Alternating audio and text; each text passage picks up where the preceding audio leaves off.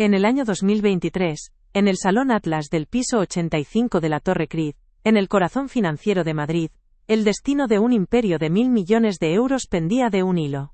Mientras los abogados más caros de España revisaban los últimos anexos del acuerdo, una camarera llamada Ana Petrova servía agua mineral con la precisión invisible que exigía su trabajo. Nadie en aquella sala, perfumada con el aroma del éxito y el cuero italiano, sabía que aquella joven, que luchaba por no mostrar el cansancio en su rostro, había sido la alumna más brillante de su promoción en Derecho en la Universidad Pontificia Comillas. Durante semanas una falla crítica había permanecido oculta en los documentos, hasta que sus ojos, entrenados para ver lo que otros ignoran, detectaron un antiguo símbolo en un mapa de zonificación que invalidaba todo el proyecto. Como la inteligencia de una exestudiante de élite, forzada a servir mesas por una tragedia familiar, logró desarmar una trampa legal que un equipo de juristas de 9 cifras había pasado por alto. Y, más importante aún, ¿qué tan ciego se vuelve el poder cuando la arrogancia le impide ver que la verdad más crucial puede venir de la persona a la que considera menos importante en la sala? Esta es la historia de una mente brillante atrapada en un uniforme, y de cómo su conocimiento oculto se convirtió en el arma más poderosa contra una traición corporativa diseñada para derribar a un titán. La verdad siempre encuentra una grieta por donde filtrarse, incluso en el piso 85 de una torre de cristal. Acompáñanos a desentrañar los registros ocultos de este enfrentamiento silencioso, a descifrar los correos encriptados y las transcripciones que revelan cómo una mente brillante, silenciada por la necesidad, se convirtió en la única llave para salvar un imperio a punto de colapsar. Si alguna vez has sentido que el mundo no ve tu verdadero valor, esta historia te recordará que el conocimiento es un poder que ninguna jerarquía puede contener para siempre. Suscríbete a este canal para descubrir los secretos que las altas esferas corporativas intentaron enterrar, porque la historia de Ana Petrova es un testimonio de que la persona más valiosa en la sala no siempre es la que ocupa la silla más importante. Ana se movía por el Salón Atlas como un fantasma con una bandeja. Para los hombres que negociaban el futuro de barrios enteros de Budapest, ella era menos consciente que el cristal de Bohemia que llenaba o la servilleta de lino que retiraba. Pero bajo el impecable uniforme negro, su mente era un motor de Fórmula 1 atrapado en el tráfico de la supervivencia. Cada noche, en su minúsculo apartamento de Usera, devoraba textos sobre derecho de propiedad histórico europeo, no por nostalgia de la vida que perdió, sino como un acto de rebelión silenciosa. Era su forma de mantener vivo el músculo más importante que poseía, a la espera de un día que quizás nunca llegaría. Aquel día, sin que ella lo supiera, había llegado. La tensión en la sala era casi sólida, un campo de fuerza generado por la desconfianza de Julián Cree, su instinto, el radar de depredador que lo había llevado desde un barrio obrero hasta la cima de aquella torre, le gritaba que algo estaba fundamentalmente mal. Sentía un olor a podrido, en la impecable presentación de David Sterling, su abogado principal. Un hombre cuya confianza parecía directamente proporcional a su ceguera. Creed observaba los rostros de la delegación húngara, impasibles, y luego a sus propios asesores, demasiado ansiosos por cerrar el trato. La jerarquía que había construido para protegerse ahora, lo aislaba de la verdad, convirtiéndolo en un prisionero en su propio santuario de poder, a punto de firmar su propia ruina.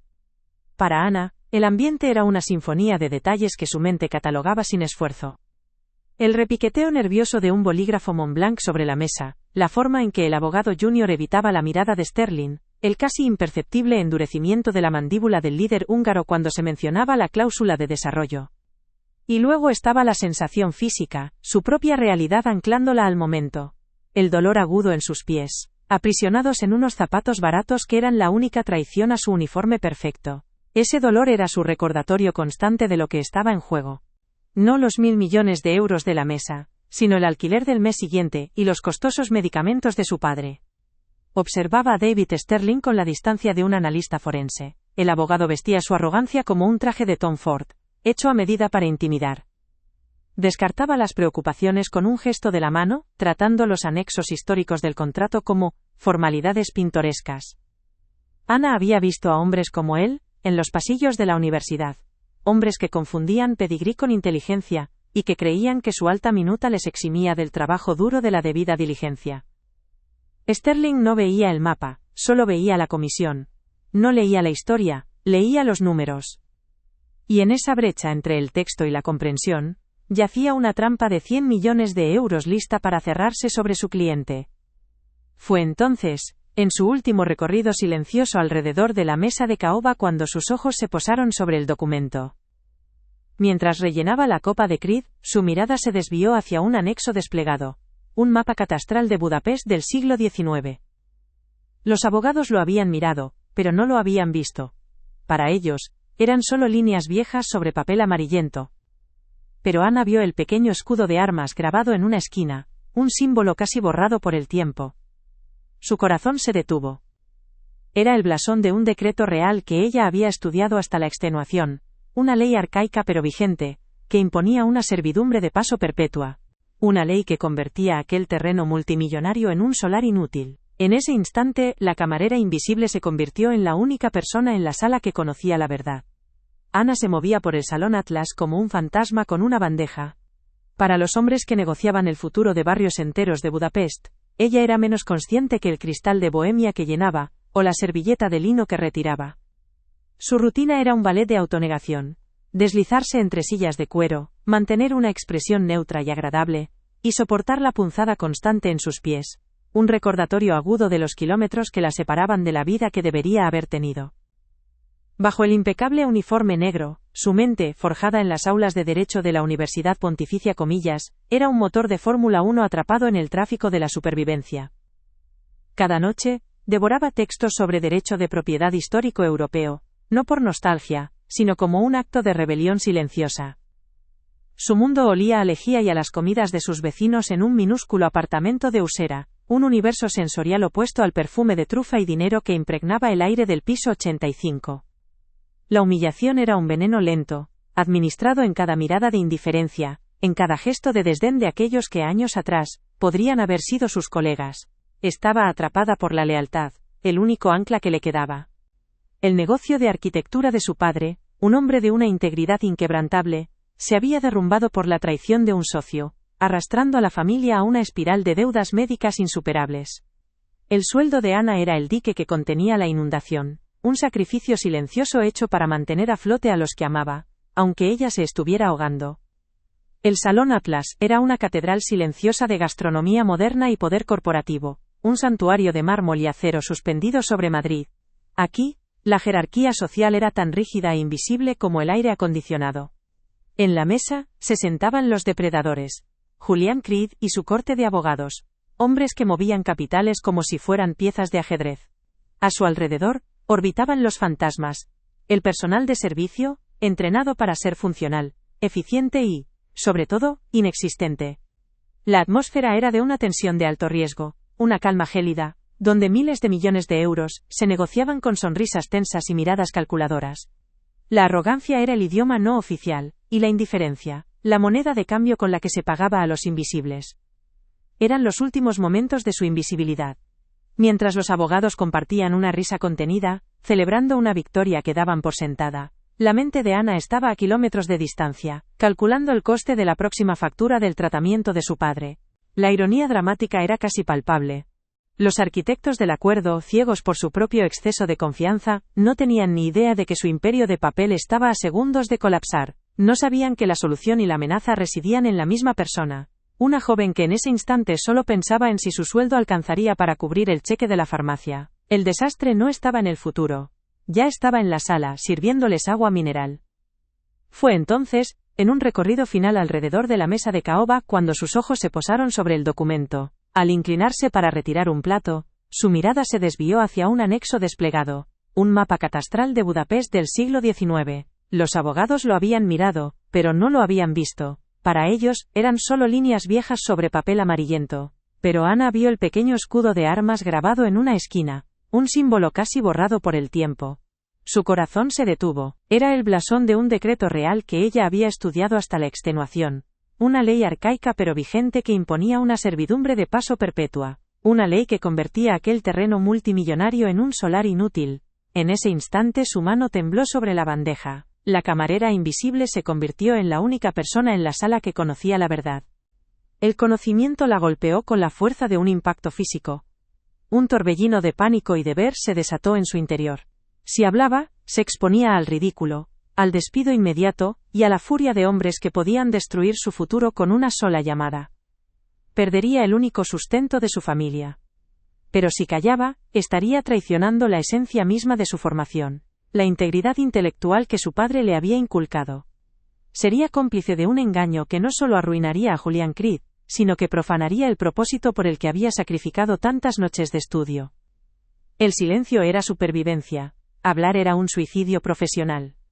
En ese instante, el peso de su conocimiento se convirtió en una carga insoportable, una elección imposible entre su familia y su conciencia.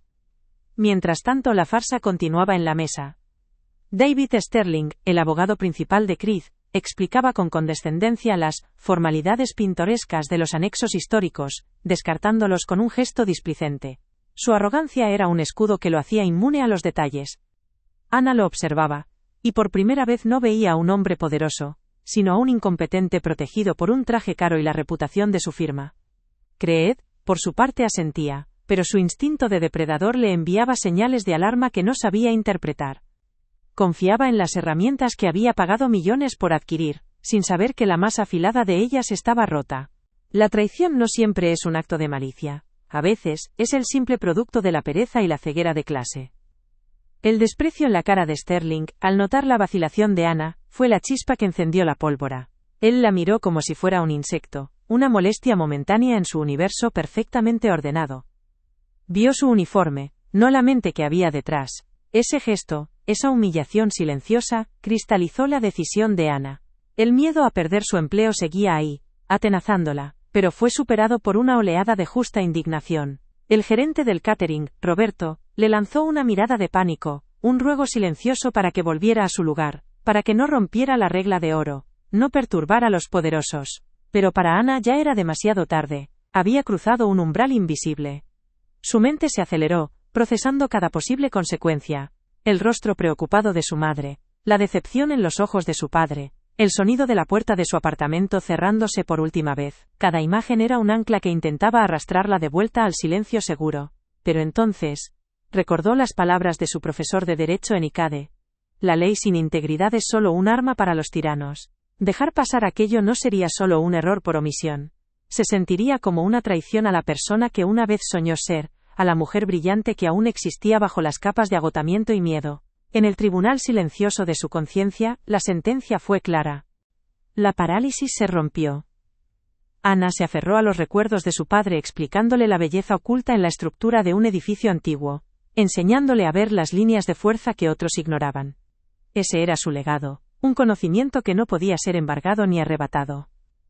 Su lucha interna no era solo por un contrato multimillonario que no era suyo, sino por el alma de su propia identidad. Era la batalla final para no dejar que las circunstancias la definieran, para demostrar, aunque solo fuera a sí misma, que la estudiante de honor de ICADE no había muerto, solo estaba dormida.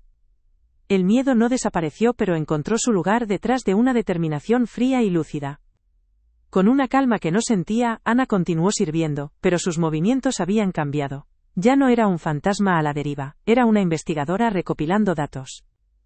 Sus ojos, ahora afilados por la adrenalina, registraban cada detalle.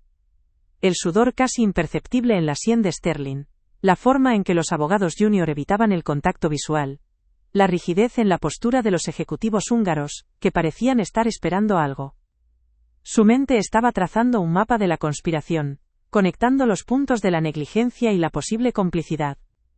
Se movía entre ellos, invisible, pero por primera vez, era ella quien tenía todo el poder, porque poseía la única verdad que importaba.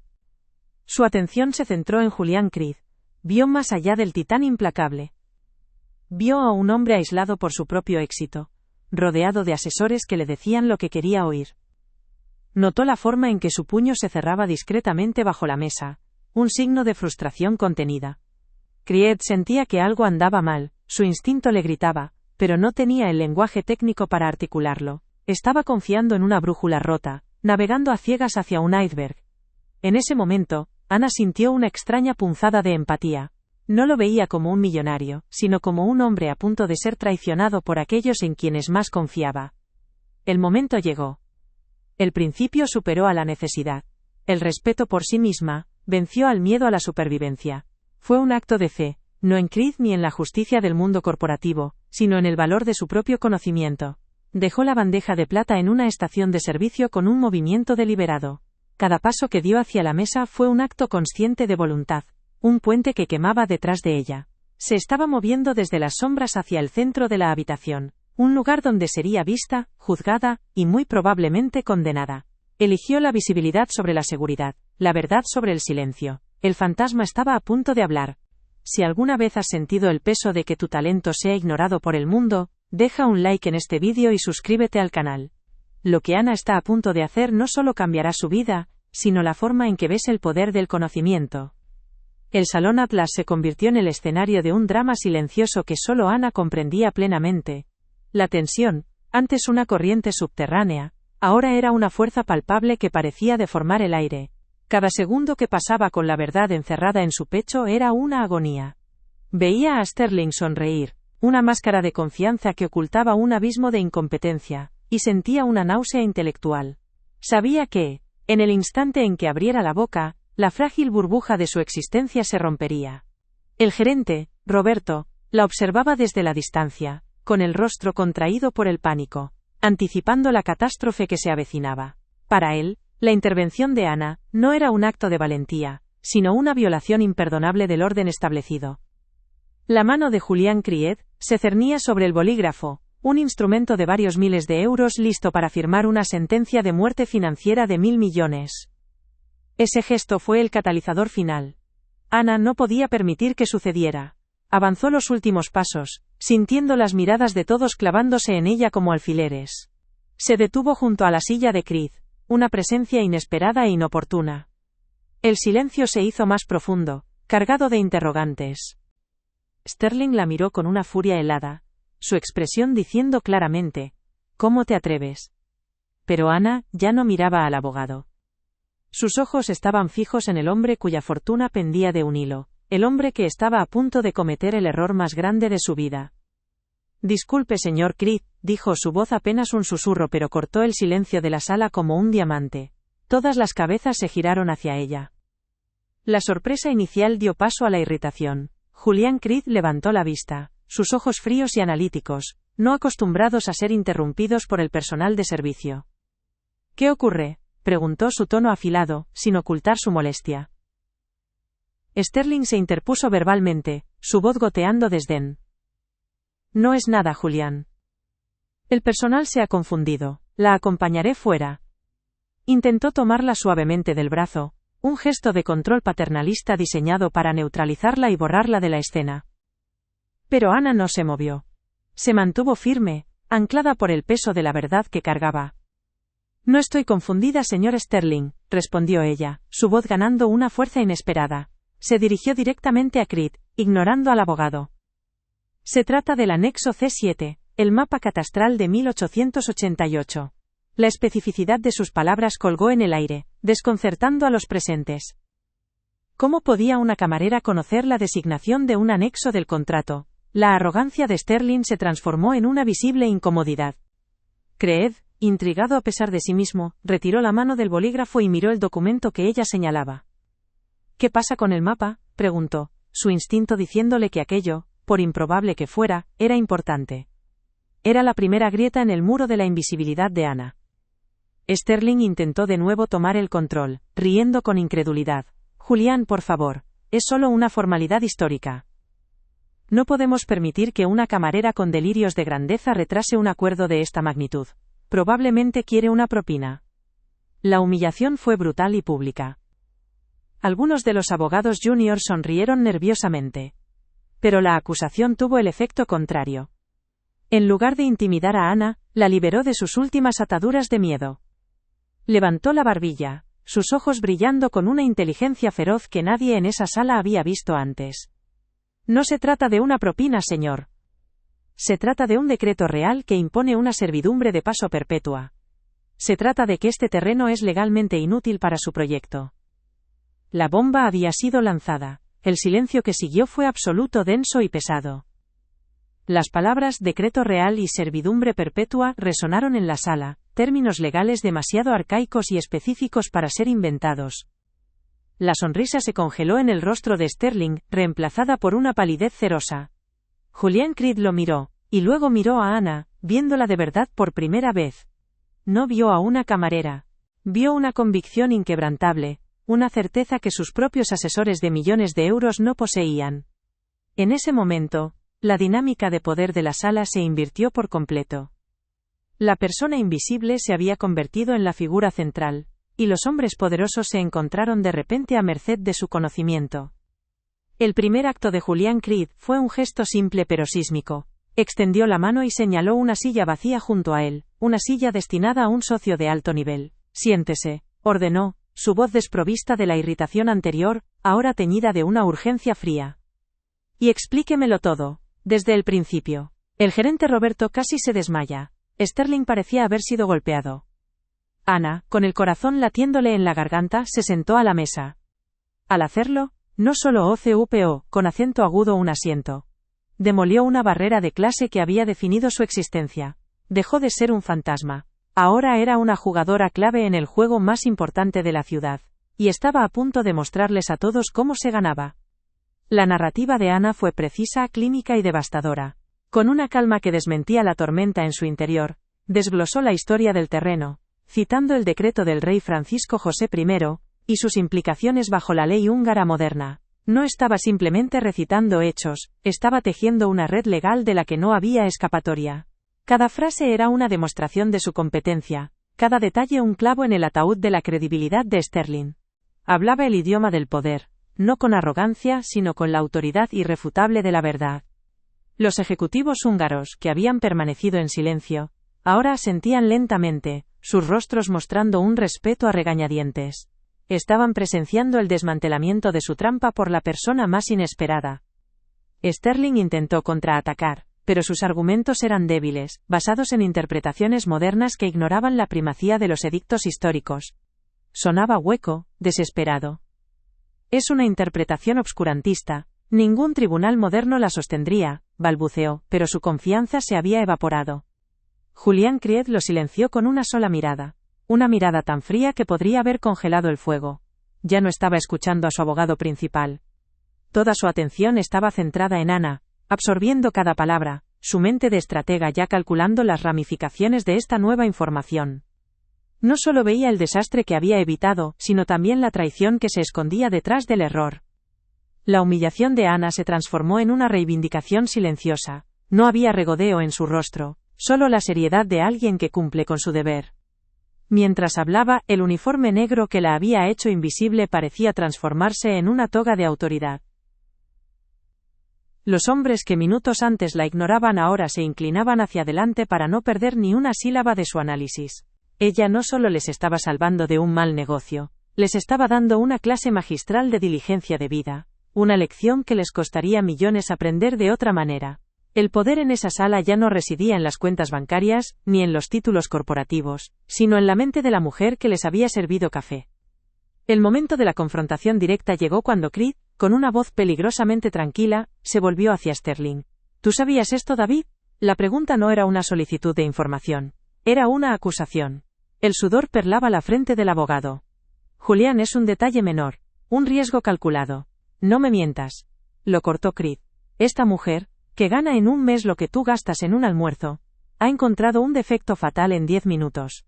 Un defecto que tu equipo de 20 abogados pasó por alto durante 6 meses. O eres un incompetente, o eres un traidor. ¿Cuál de las dos es? La pregunta quedó suspendida en el aire, sellando el destino de Sterling y elevando a Anna a un nuevo estatus. Anna está a solo un párrafo de revelar a Julián Creed cuán devastadora fue la traición. Antes de descubrir cómo usó el derecho histórico para desenmascarar el complot, suscríbete al canal y activa las notificaciones.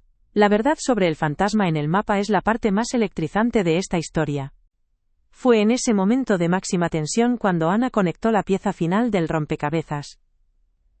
No fue un descuido, dijo en voz baja, pero sus palabras resonaron con la fuerza de una sentencia.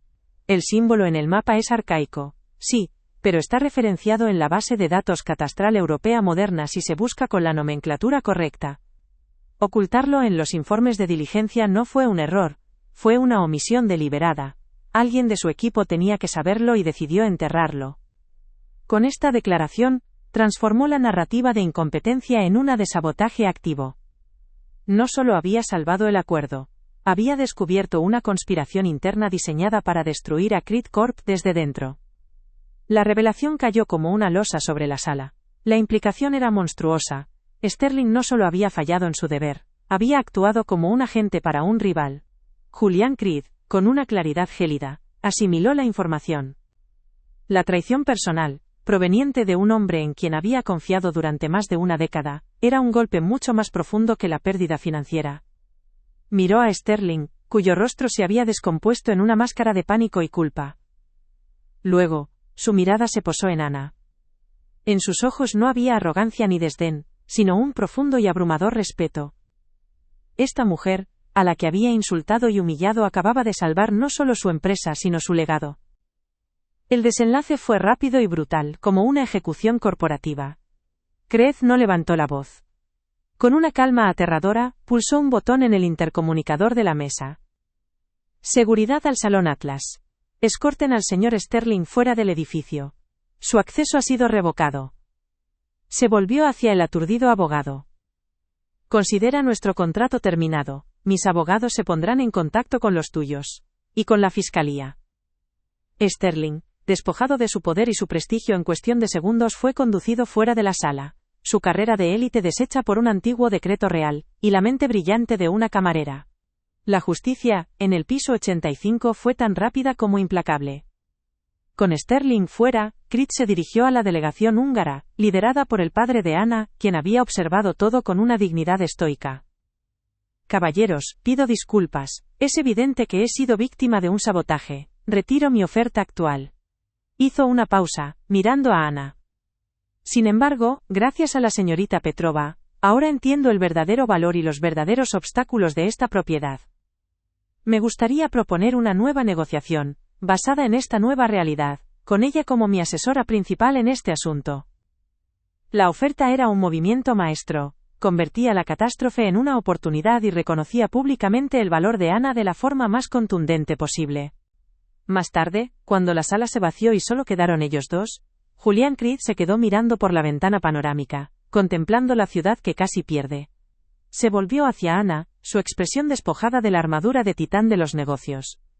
Fui un ciego, admitió. La vulnerabilidad en su voz, algo que muy pocos habían escuchado.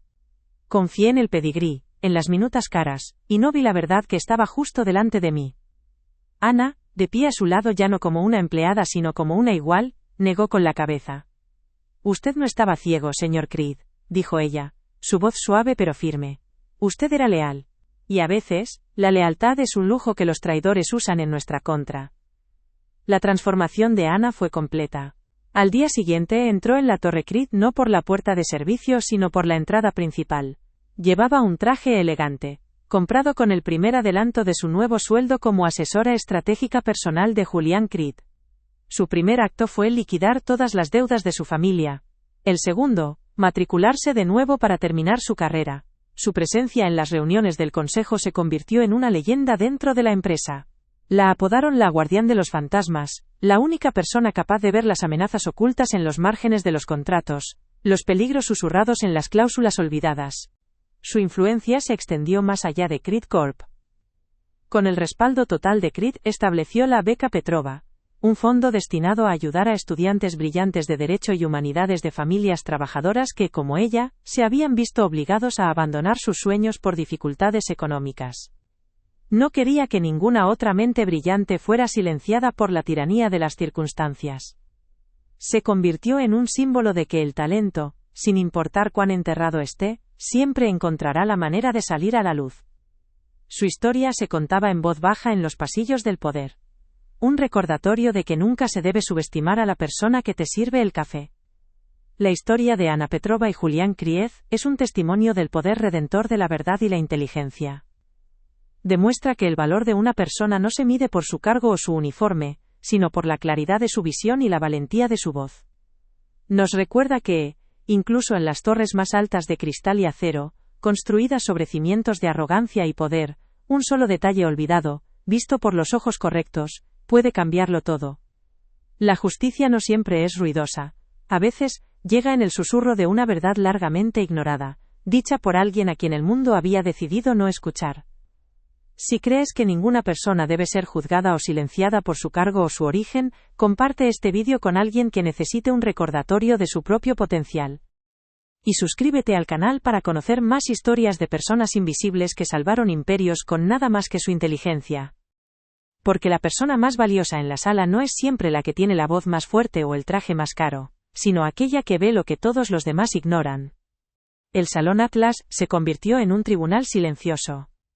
La acusación de Julián Creed, ladrona, todavía flotaba en el aire enrarecido del piso 85 cuando la voz del líder húngaro, calmada pero afilada como el cristal, la cortó. Señor Creed, le ruego que suelte el brazo de mi hija. El shock recorrió la sala. Creed soltó a Ana como si su brazo quemara, su mente de depredador, recalculando cada variable en una fracción de segundo. La humillación se transfirió instantáneamente del acusado al acusador. Había agredido públicamente a la hija del hombre con el que estaba a punto de cerrar el trato de su vida. En un gesto de desesperación y repentina curiosidad señaló una silla vacía. Siéntese, ordenó, su voz ahora un susurro ronco. Hable. Ana, con el corazón martilleando contra sus costillas, se sentó a la mesa, rompiendo una barrera social invisible, y declarando una guerra silenciosa a un furioso David Sterling. David Sterling fue el primero en reaccionar, intentando recuperar el control con el arma que mejor conocía, el desprecio. Soltó una risa corta e incrédula, un sonido feo en la quietud de la sala. Julián, por favor, no podemos tomarnos en serio esto. Es una táctica de negociación desesperada, usando a una empleada de catering. Es absurdo. Pero Julián Creed ya no lo escuchaba. Sus ojos, de una intensidad analítica inquietante, estaban fijos en Ana. No veía a una camarera, ni a la hija de un socio, veía una convicción inquebrantable, una certeza que sus propios asesores de millones de euros no poseían. Levantó una mano, silenciando a Sterling sin mirarlo. Ella no parece estar negociando, David. Parece que sabe algo que tú no sabes. La temperatura de la habitación pareció bajar varios grados. Disculpe, señor Creed, comenzó Ana, su voz sorprendentemente firme. Mi nombre es Ana Petrova. Estudié Derecho de la Propiedad en ICADE antes de tener que dejarlo. La mención de una de las facultades de Derecho más prestigiosas de España provocó un murmullo entre los abogados junior. No es una táctica, se trata del anexo C7, el mapa catastral de 1888. La especificidad de sus palabras colgó en el aire. Sterling palideció ligeramente. Mientras servía, vi el escudo de armas grabado en la esquina inferior. Es el blasón del decreto real de Francisco José I, que impone una servidumbre de paso perpetua sobre ese terreno. Lo estudié para mi tesis. Esa ley arcaica, aunque olvidada, nunca fue derogada. Sigue vigente. Si alguna vez has sentido el peso de que tu talento sea ignorado por el mundo, deja un like en este vídeo, y suscríbete al canal. Lo que Ana está a punto de decir al poder cambiará no solo su vida sino la forma en que ves el coraje. Ana continuó, su voz ganando autoridad con cada palabra. La servidumbre, designada como servidumbre KE9 en los registros modernos si se sabe cómo buscarla, prohíbe explícitamente cualquier construcción de más de 3 alturas para no obstruir la línea de visión histórica, hacia la colina de Buda.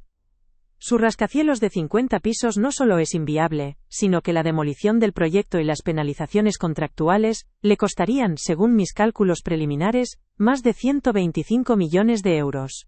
Desglosó el tecnicismo con la precisión de un cirujano transformando un detalle pintoresco en una bomba de relojería financiera.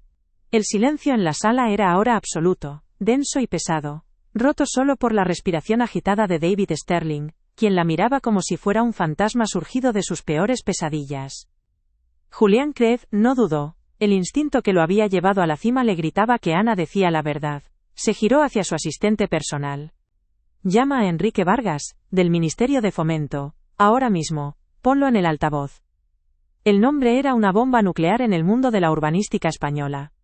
El gerente del catering, Roberto, que observaba desde la puerta, parecía estar al borde de un colapso. Su rostro una máscara de horror apoplético, al ver a una de sus empleadas dictando el curso de una negociación milmillonaria. Sterling intentó protestar, balbuceando sobre protocolos y la improcedencia de la situación, pero Creed lo fulminó con la mirada. «Cállate, David». Estás a punto de aprender una lección sobre diligencia de vida. Mientras esperaban la llamada, la inversión de estatus era total y brutal.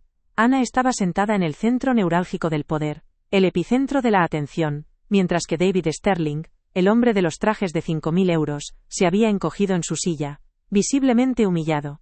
La llamada se conectó, y la voz de Enrique Vargas, seca y oficial, llenó la sala. Creed fue directo al grano, preguntando por la validez de una servidumbre histórica designada como KE9 en un solar específico de Budapest. Hubo una pausa, el sonido de un teclado, y luego la confirmación. Sí, Julián, la conozco, es una de esas rarezas legales. Absolutamente inamovible. Quienquiera que te haya dicho que podías construir ahí, te ha tendido una trampa mortal. La verdad, confirmada por la máxima autoridad, cayó como una sentencia de muerte sobre la carrera de Sterling.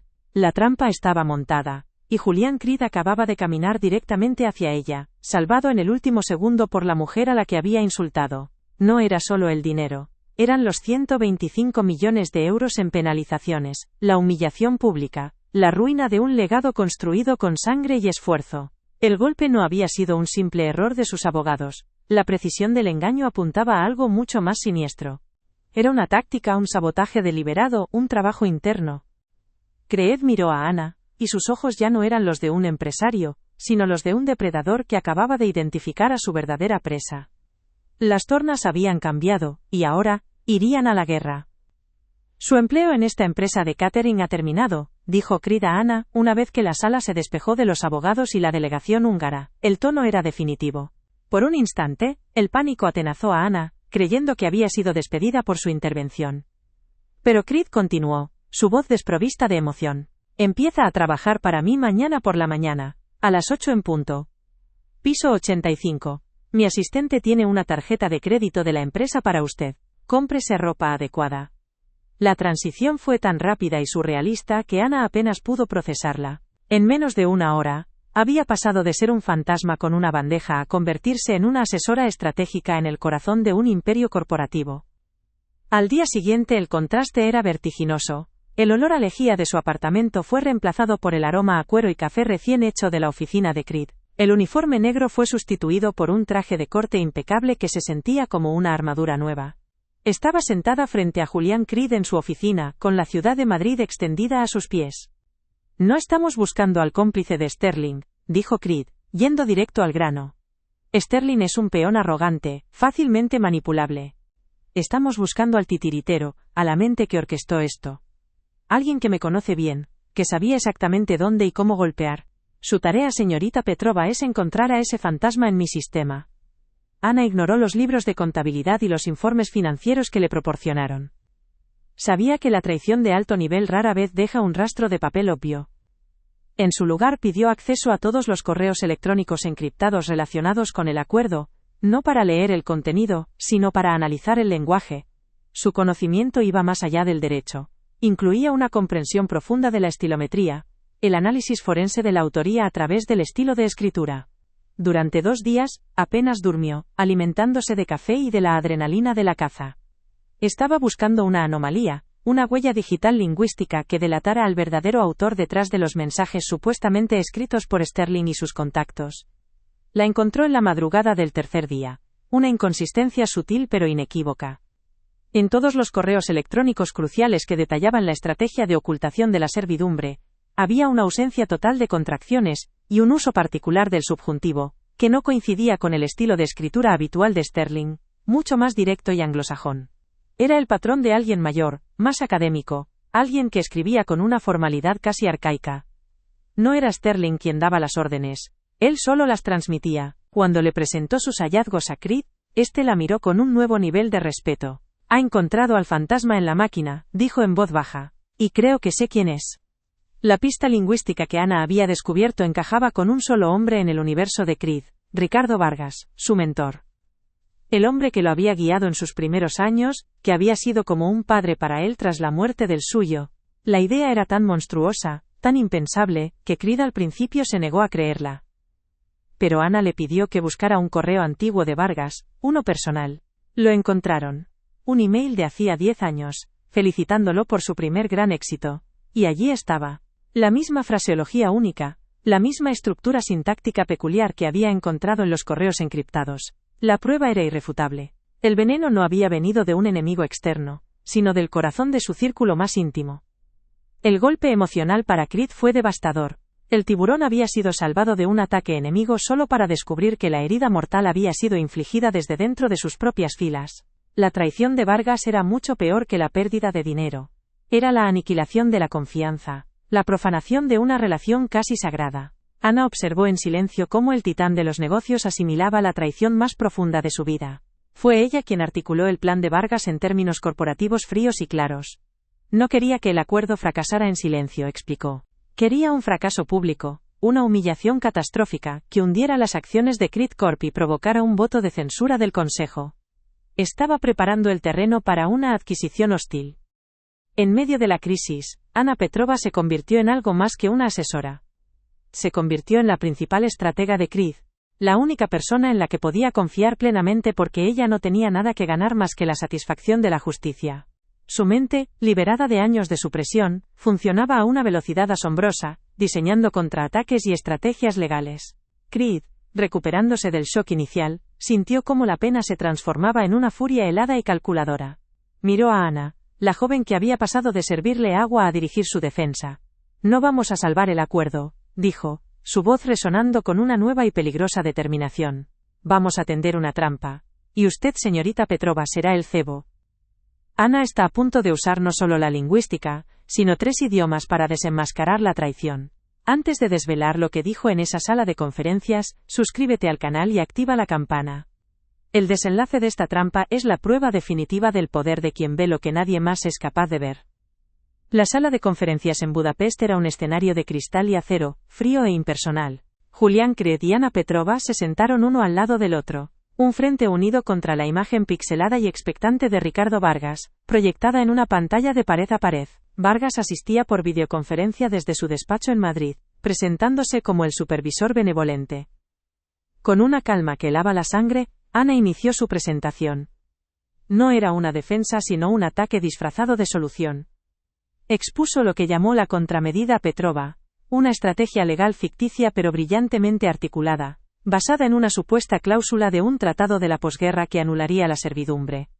Su lenguaje era un muro de jerga técnica y precedentes oscuros, diseñado para sonar como un jaque mate legal, la carnada perfecta para un hombre demasiado arrogante para admitir que no lo entendía todo.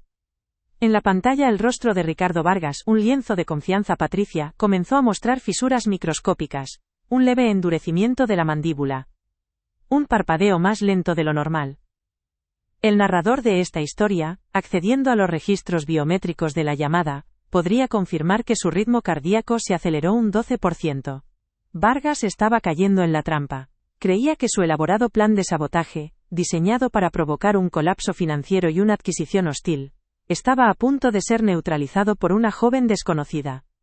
La humillación era secundaria frente a la urgencia. Si Creed tenía una salida, la ventana para su ataque se estaba cerrando. Discretamente, bajo la mesa de su despacho a 1000 kilómetros de distancia, sus dedos se movieron sobre la pantalla de un teléfono encriptado. En el preciso instante en que Ana concluía su exposición, una notificación silenciosa apareció en la tableta de Julián Creed. Era una simple luz verde. El pez había mordido el anzuelo. Creyendo que necesitaba actuar antes de que Creed pudiera ejecutar la contramedida Petrova, Vargas había enviado un mensaje de pánico a sus socios financieros, los depredadores que esperaban para lanzarse sobre los restos de Creed Corp. La orden era clara. Acelerar la venta en corto de las acciones. Iniciar la ofensiva final. Era el mensaje que el equipo de ciberseguridad de Creed, guiado por los parámetros lingüísticos de Ana, estaba esperando interceptar. La trampa, cuidadosamente tendida con palabras y código, acababa de cerrarse con un chasquido digital e inaudible. La guerra silenciosa había terminado, ahora solo quedaba la ejecución. Julián Creed se puso en pie, su presencia llenando la sala. No miró a Ana sino directamente a la cámara, a los ojos de su antiguo mentor. Comenzó a hablar, pero no en español. En un húngaro fluido, agradeció a los socios locales su paciencia, un gesto de respeto que los tomó por sorpresa. Luego, cambió sin esfuerzo al inglés, dirigiéndose a los banqueros de inversión presentes. Y finalmente, su mirada se clavó en la pantalla, su voz bajó a un tono gélido y personal, y habló en ruso. ¿Te acuerdas de nuestros días en San Petersburgo, Ricardo? El cambio de idioma fue un golpe sísmico. El ruso no era una lengua de negocios para ellos. Era el idioma de los acuerdos sucios de los años 90. De un pasado que Vargas creía enterrado bajo décadas de respetabilidad y poder. Fue Ana quien asestó el golpe de gracia. Se levantó y, también en un ruso impecable que había aprendido en semanas de estudio obsesivo, habló. No se dirigió a Vargas. Se dirigió a Creed, pero sus palabras eran para el traidor. Hay un viejo proverbio, Julián, el zorro cambia de pelo pero no de costumbres. Y entonces, lo citó. Recitó una frase exacta de un correo electrónico de 1992 que había desenterrado. Una línea de código personal que Vargas usaba con sus contactos de la antigua KGB, para señalar que un trato había sido comprometido. La máscara de Vargas no se agrietó. Se desintegró. Ser confrontado con las palabras de su propio pasado oscuro, en la voz de la mujer que había subestimado, fue una aniquilación psicológica. Estaba desnudo, expuesto en el idioma de sus primeros pecados. La traducción es bastante simple, Ricardo, dijo Creed, volviendo al español mientras levantaba su tableta y mostraba la pantalla a la cámara. En ella, el mensaje interceptado brillaba con una claridad condenatoria. Abortar misión. El activo está comprometido. Vender todo. Creed bajó la tableta lentamente. El activo, Ricardo, era yo. Tu plan era brillante. La servidumbre era solo el detonante para provocar el pánico, hundir mis acciones y permitir que tus amigos me compraran por centavos. La estilometría de Ana no solo había identificado al autor, sino que había predicho su vocabulario de crisis, creando un filtro digital que capturó la traición en el momento exacto en que se producía. La prueba era irrefutable, digital y absoluta. La partida de ajedrez había terminado. El rostro de Ricardo Vargas en la pantalla era una ruina. El color había desaparecido de sus mejillas, dejando una palidez cerosa. La máscara del mentor sabio y afable se había disuelto, revelando al depredador acorralado que había debajo. Abrió la boca para hablar, para negar, para construir una última muralla de mentiras, pero solo salió un sonido ahogado.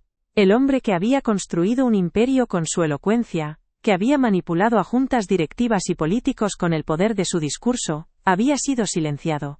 La ironía era brutal y poética. Su condena final no fue un grito, sino un silencio atronador, la confesión muda de un hombre aniquilado por las palabras. Con una calma que era más aterradora que cualquier grito, Julián Creed pronunció la sentencia. La línea está desconectada, Ricardo. Sus ojos no mostraban odio, solo un vacío gélido, el vacío de una confianza profanada. Mi equipo de seguridad te espera en la entrada de tu casa. Tienen una orden judicial. No hagas una escena. Con un simple toque en su tableta, la imagen de Ricardo Vargas parpadeó y desapareció, reemplazada por el logotipo sereno de Creed Corp. El fantasma en la máquina había sido exorcizado. El corte fue limpio, digital e irrevocable.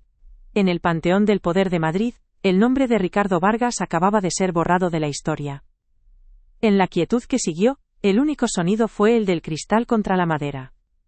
El padre de Ana, que había permanecido como un observador digno durante todo el enfrentamiento, levantó lentamente su vaso de agua. No lo bebió. Lo sostuvo en alto, en un brindis silencioso dirigido primero a su hija y luego a Julián Creed.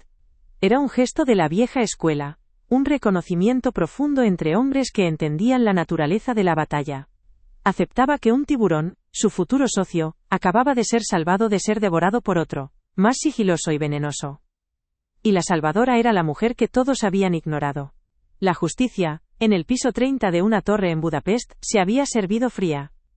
El vuelo de regreso a Madrid en el Gulfstream G650 fue casi completamente silencioso. Ana miraba por la ventanilla la alfombra de nubes, sintiendo cómo las placas tectónicas de su propia vida se reajustaban bajo sus pies. Había volado a Budapest como una asesora en una misión desesperada. Regresaba como la general de una victoria total. Fue Creed quien rompió el silencio, su voz despojada de su habitual armadura de titanio, casi cruda. Me cejeó, con acento agudo, la lealtad. Miraba a un padre, y no veía al depredador que caminaba a mi lado. Y en ese momento, suspendidos a 10.000 metros de altura en el lujo silencioso del jet corporativo, el tiburón no solo había sido salvado. Había sido curado de su ceguera, por la mujer a la que, hacía solo unos días, había acusado de ladrona. Nada volvería a ser como antes. Si crees que ninguna persona debería ser juzgada o silenciada por su cargo o su origen, y que la inteligencia es un poder que no entiende de uniformes ni de despachos, comparte este vídeo con alguien que necesite recordar su propio valor. La historia de Ana Petrova es un testimonio de que la mente más brillante puede encontrarse en el lugar más inesperado. Suscríbete a nuestro canal para conocer más relatos de personas invisibles que cambiaron el curso de la historia con la única herramienta que nadie les pudo quitar: su intelecto. Porque a veces, la persona más poderosa en la sala no es la que se sienta a la cabecera de la mesa, sino la que ve la verdad que todos los demás han decidido ignorar.